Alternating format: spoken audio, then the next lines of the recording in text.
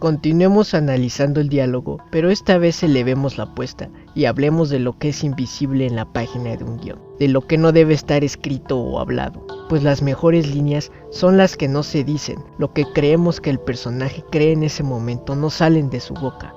Le voy a hacer una oferta que no podrá rehusar. Así pues, hablemos del subtexto. ¿Qué es exactamente el subtexto? En pocas palabras, digamos que es el contenido implícito de una obra, lo que no está expresado. Si este comienza a ser demasiado obvio, deja de existir. Pero para despejar dudas, pongamos de ejemplo esta escena de Río Místico. El personaje de Tim Robbins fue secuestrado cuando niño y abusado por sus captores. Toda su vida trató de reprimir ese trauma. No solo quedó marcado de por vida, sino que lo trastornó hasta el punto de que lucha consigo mismo por la idea de que quizá esa tragedia lo haya convertido en un pedófilo también. Pero el guionista Brian Helgeland, en vez de hacer un debate sobre eso, muestra su disonancia cognitiva con una sutil metáfora de esta manera. ¿Sabes en qué estuve pensando? En vampiros. ¿Qué pasa con ellos? No están muertos, pero tal vez hay algo bello en eso. Tal vez un día despiertas y te olvidas que eres ser humano y entonces está bien. No sé de qué estás hablando, Dave. De vampiros, amor, hombres lobo. ¿De qué estás hablando, Dave? De Henry y George. Fue un paseo de 4 días. Después me encerraron en un sótano con una bolsa de dormir. Y cómo, Celeste, cómo se divirtieron. Nadie fue a ayudar al pobre Dave. Y Dave se inventó ser otra persona.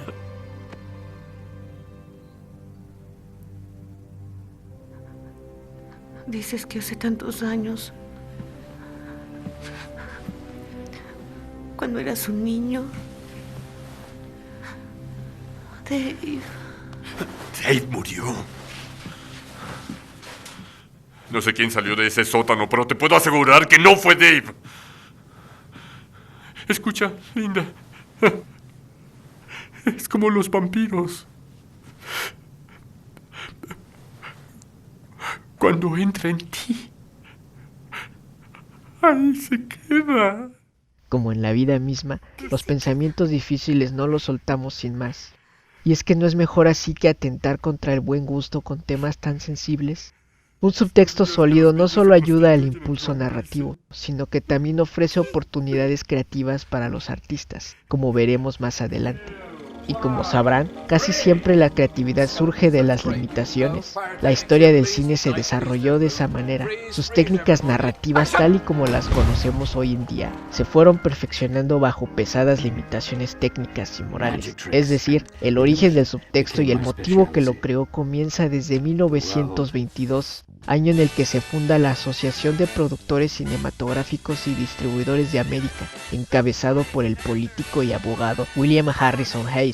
Este organismo de control interno introdujo largas cláusulas morales a la flagrante inmoralidad de Hollywood, que en ese entonces no estaba regulada. Para 1930 se solidificó el Código de la Producción de Películas, mejor conocido como el Código Hayes. Estos guardianes de la moral creían que las películas eran las responsables de rebajar el nivel moral de los espectadores, y por eso dictaron una larga serie de reglas restrictivas de qué se podía ver en pantalla y qué no.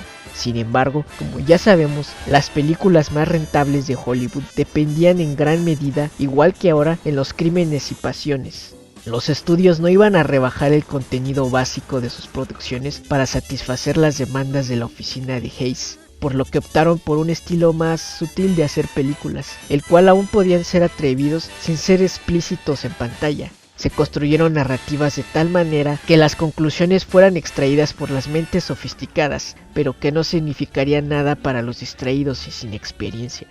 En otras palabras, comunicar todo lo malo y sucio a través del subtexto. Como dije antes, las limitaciones crean nuevas libertades, abren nuevos caminos y vertientes. En muchas formas, la era del código Hays formó la época de oro de Hollywood. Todos los artistas fueron forzados a dejar de ser explícitos, a insinuar y cubrir para cooperar con la ley del código. Cortaban antes del beso o antes de tirar el gatillo. Se transmitía deseo con una simple mirada. Ernest Lubitsch fue un maestro del subtexto, al que se le denominó toque Lubitsch. En esta escena de Design for Living de 1993, en la que la historia gira alrededor de un ménage à trois, el personaje de Gilda Farrell explica sus ideas libertarias respecto a las relaciones amorosas. Oh, it's quite all right for her to try on 100 hats before she picks one out. Very fine. Which chapeau do you want, madame?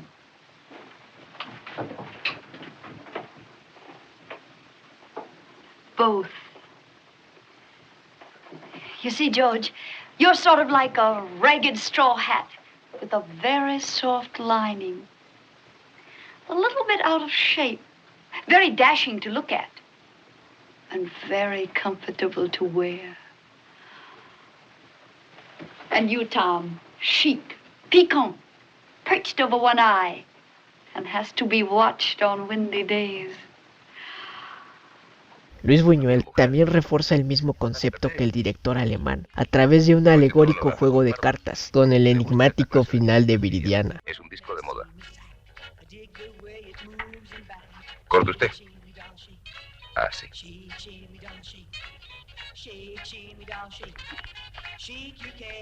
No me lo va a creer, pero la primera vez que la vi me dije, mi prima Viridiana terminará por jugar al tute conmigo. Desde el colapso del código Hays de censura a finales de 1950, nos hemos acostumbrado a ver en la pantalla distintas atracciones sexuales, que prácticamente ya nada nos sorprende. Por eso, a veces la manera más elocuente es poner el deseo emocional en palabras, y a veces es mejor que el sexo sobresalte en el subtexto. A principios de los años 60, por ejemplo, la homosexualidad todavía no era tan bien aceptada por la sociedad en general, así que en Espartaco, el legendario guionista Dalton Trumbo, y uno de los más célebres de la lista negra de Hollywood durante el mercantismo, retrata las preferencias sexuales del personaje de Laurence Olivier elegantemente de esta manera. ¿Comes ostras? Cuando las tengo, amo. ¿Comes caracoles? No, amo. ¿Crees que comer ostras es moral y comer caracoles es inmoral? No, amo. Claro que no. Todo es cuestión de gustos, ¿no es así? Sí, amo. Y el gusto no es lo mismo que el apetito. Por lo tanto, no es cuestión de moral, ¿o sí? Aún así, eso no evitó que fuera censurada en ese momento. Sin embargo, lo que es y seguirá siendo una práctica deleznable y que incomoda a más de uno es el incesto. 1 más 1 es igual a 2. ¿Qué? 1 más 1 es igual a 2. No puede ser 1.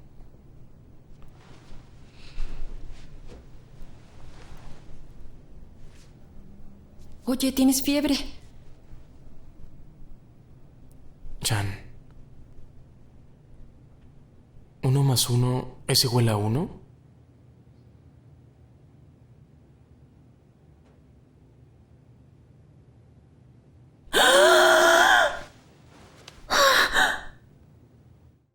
Hoy en día hay pocos límites para lo que puede ser mostrado explícitamente en pantalla, desde actos sexuales a efectos especiales. Pero solo porque se puede hacer no significa que haya necesidad de mostrarlo todo. El espectáculo sin sentido siempre será una parte fundamental para los grandes éxitos de taquilla. Y a pesar de cuán maravillosas puedan llegar a ser esas películas, ese asombro no durará más allá de unas semanas. Pero las películas cuyas únicas armas son las sugerencias subtextuales se imponen. Nada es más seductor para el ser humano que la ambigüedad y su búsqueda de saber la verdad. Y una película que logra eso puede llegar a ser discutida desde días hasta por décadas. Y es que, ¿no es eso lo que más nos fascina del cine? Que a cada persona le afecte de manera distinta la experiencia y llegue a diferentes conclusiones que a la de los demás. Eso no significa que los grandes blockbusters carezcan de subtexto. En el 2011, uno de los mayores éxitos de taquilla fue esta película en la que el mensaje obvio es un alarmismo pro vida. El feto de la protagonista puede o no ser humano, y sin embargo, incluso después de que le hayan dicho de que su descendencia no es compatible con su cuerpo y que la está matando por dentro, no impide que siga adelante con el embarazo. Hoy en día no solo sus efectos especiales son los únicos que lucen anticuados, pero ese mismo año se estrenó una película que trata la maternidad de una manera más interesante. Tenemos que hablar de Kevin, de la maravillosa Lynn Ramsey. Una madre sospecha que su hijo siempre tiene las peores intenciones, mientras que lucha con la idea de que tal vez sea una mala madre que nunca superó la depresión postparto. En esta escena, el tono predominante es la preocupación por su otra hija, quien recientemente perdió el ojo en un accidente que nunca pudimos ver. No obstante, sus sospechas acerca de las intenciones de su hijo hacia su hermana dan a la escena una carga eléctrica.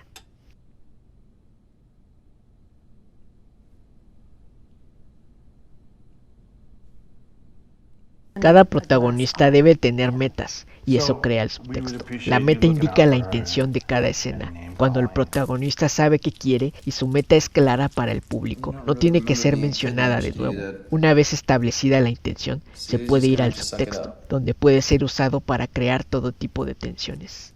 La intención se infunde en acciones pequeñas con gran significado. También se puede alterar el significado a una conversación, especialmente si la audiencia conoce al personaje y a sus palabras. Entonces reconocerá si miente o dice la verdad. El engaño confía ampliamente en la organización y en el subtexto, para transmitir de forma no verbal pistas de lo que realmente sucede en la escena.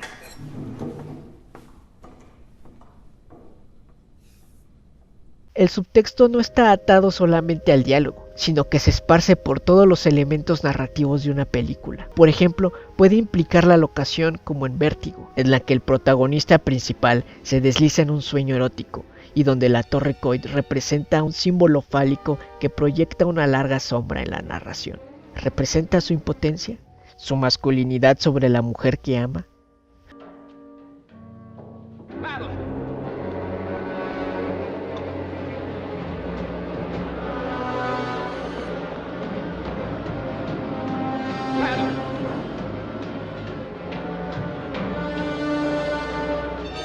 O también puede implicar la música. Stanley Kubrick también era un maestro de su uso. Además de usar una partitura o una canción, hace que un personaje cante una canción con gran significado para él y que capture el momento a la perfección. En Full Metal Jacket, por ejemplo, un grupo de soldados se enfrenta a un francotirador que está bien posicionado y que resulta ser una adolescente. Después de matarla, regresan al campamento mientras cantan una canción de Mickey Mouse, que simboliza la pérdida colectiva de la inocencia. Es una canción con la que crecieron, rodeados por el horror y la destrucción de la guerra. Cantar una canción infantil no solo es irónico, sino una forma de mantener los ánimos y de rebelarse contra las canciones habituales que les hacían cantar.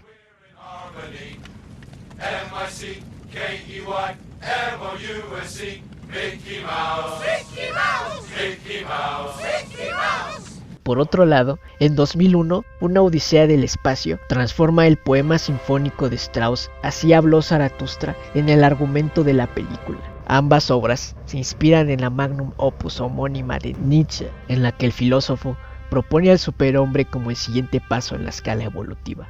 Sabiendo esto, toda la película cobra más sentido. Y es que es mejor comunicar la filosofía a través del subtexto, para dar paso a la poesía visual. La predicación en un medio primordialmente visual es por lo general una mala idea. Tan pronto como los personajes comienzan una larga discusión filosófica explícita, la acción ha muerto junto con el suspenso y los momentos narrativos.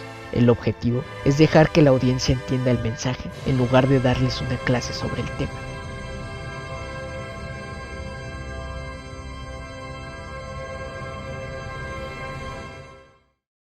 El subtexto, por su propia naturaleza, es ambiguo y depende de la audiencia. Lo maravilloso de sus lecturas es que dice más de la gente que de las películas mismas. Pero entre más profundo sea el subtexto, más grande será el riesgo a las malinterpretaciones.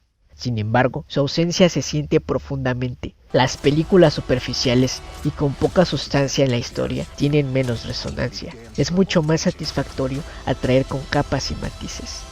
Por último, el subtexto solo se puede sugerir, nunca dictar. Es donde el significado se abre en lugar de limitarlo. La calidad del subtexto es lo que sublima al cine de simple comercio a arte. Gracias por escucharme. Nos vemos en el siguiente video.